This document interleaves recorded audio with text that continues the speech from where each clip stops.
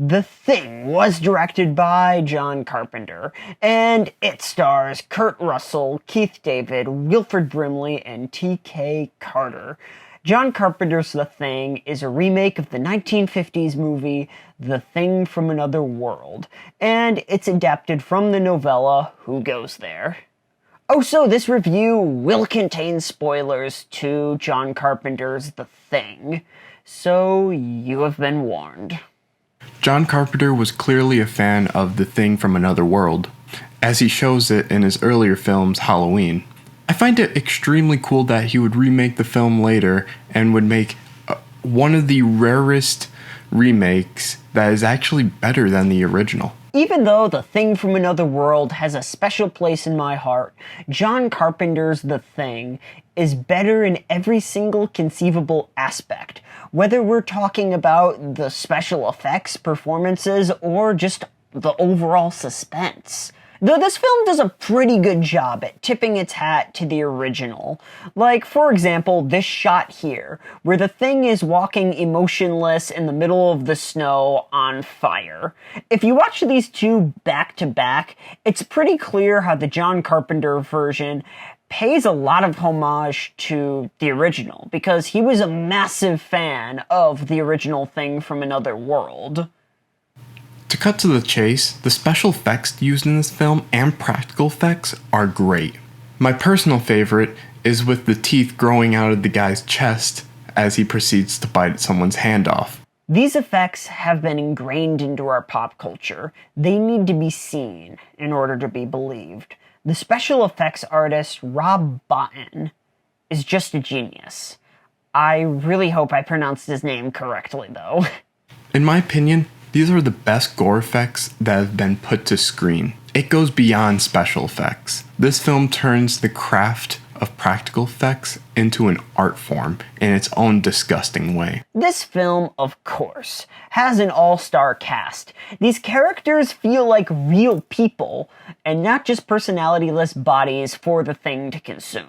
Unlike slasher movies, you really care about each character. When these characters are killed off, you truly feel a sense of someone being lost in the room. Why, Lisa, why? Somebody had better do something around here. Kurt Russell, for example, manages to completely disappear through the role of R.J. McReady. His character is clearly the most level-headed out of everyone in the group, though. Also a random thought, but I just love how Gary abruptly freaks out on the crew. They don't just blindly follow RJ. They bicker like real people would when put in a situation like this. I also love how the audience cannot place their full trust into any of these characters, because at any second, the Thing can consume them, and they can turn on our main group of characters. I feel like nobody talks of how suspenseful this film is. At any second, any of the characters' bodies can just mutate by the Thing. Though the scene where our characters are testing each other's blood is insanely suspenseful. Nothing much happens here until the end, of course, but it is just the sense of dread that creates the suspense in this scene. Because even though nothing is currently happening, we know that something terrible is about to happen.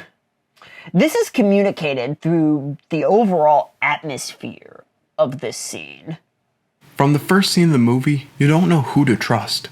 In the beginning of this film, a group of people are chasing a husky with a sniper rifle and trying to shoot it, which is a terrible thing to do, though the audience is left with no context, and from the surface, the people in the helicopter are doing terrible things. This film slowly discovers that the snipers weren't trying to shoot the dog, but were trying to shoot the Thing from Another World. I also love how open-ended this film's ending is. We see our characters resting after seemingly defeating the Thing, though both of our main survivors act very suspiciously. By the end, the audience has absolutely no idea if all is safe and well. We are just left speechless and forced to come up with our own theories about the fate of the survivors. There is a prequel to this film that came out in 2011. Though, if you haven't watched this film, I would not recommend watching the prequel. After watching the movie, you can watch the prequel if you want some explanation and world building. Though I personally like to be left in the dust, and I love scratching my head trying to formulate theories and the film, rather it being spoon-fed to me. Overall, The Thing is a classic for a very good reason. Whether we are talking about the jaw-dropping practical effects that haven't been recreated before or since, the excellent performances and characters, or the insane levels of suspense, this film has it all. Because of that, The Thing gets an S. I'm also going to give this film a S. This is one of the most entertaining films I've ever seen. It just manages to knock everything out of the park, and all my complaints would be petty. Thanks for having me again. Get hyped for our next video where we talk about a Tarantino movie that isn't directed by Tarantino himself. Anyways, I hope you enjoyed my latest review of John Carpenter's The Thing. And if you did, make sure to give this video a like. And if you want more content like this, hit the subscribe button and ring the bell notification so you can be notified every time I upload a new video. And shout out to Thinking Putty and Dua Lipa. Thanks for watching.